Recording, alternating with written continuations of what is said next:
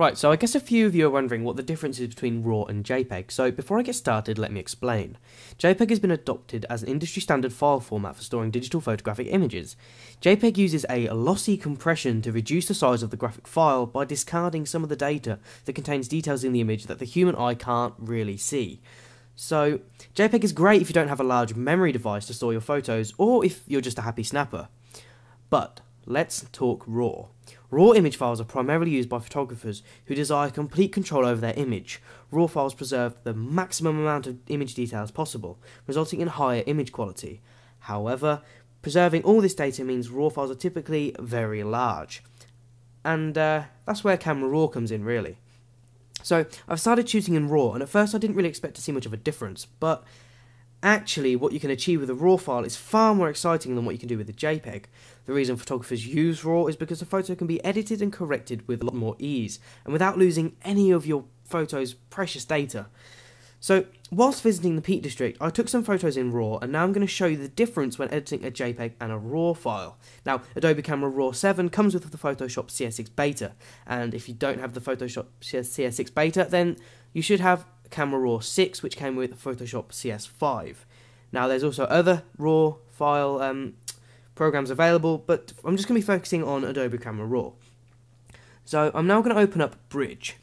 Now, on the shoot, I took the image in both a JPEG file and a RAW file, and you can already see the difference in the quality of the image.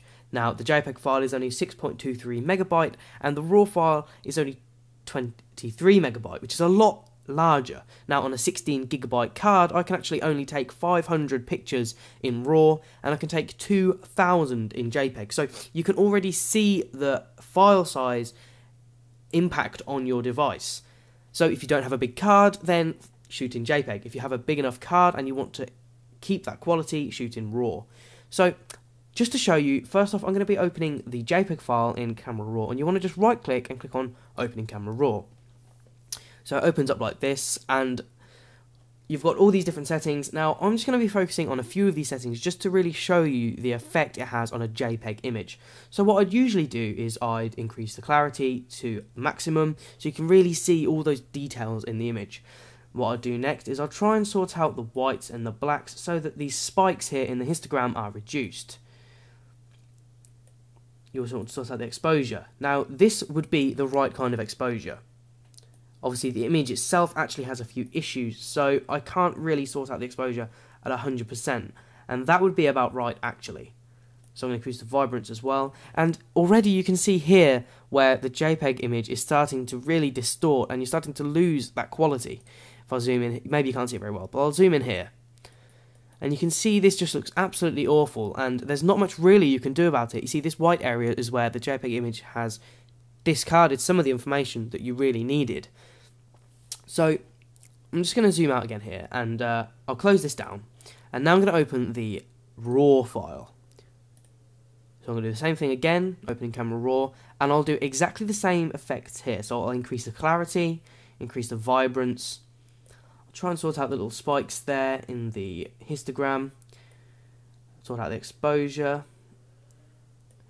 And as you can see, there's no image loss in the photo at all. The image has kept all its quality because a RAW file keeps all of the information of the file, which you can adjust fully in Camera Raw. If you want to add a blue sky, that's easy as well. You can just drag down on a graduated filter, with this option here, and then you can do all the same adjustments also in this part. So when you add a graduated filter, you've got all the same kind of adjustments that apply just to this graduated filter.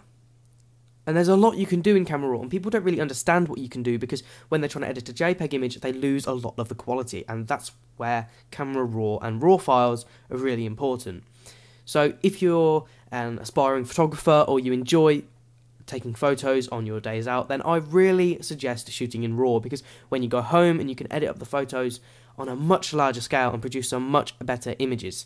I hope this video has been informative and has helped you to understand RAW files a little bit better and the kind of things you can do with a RAW file.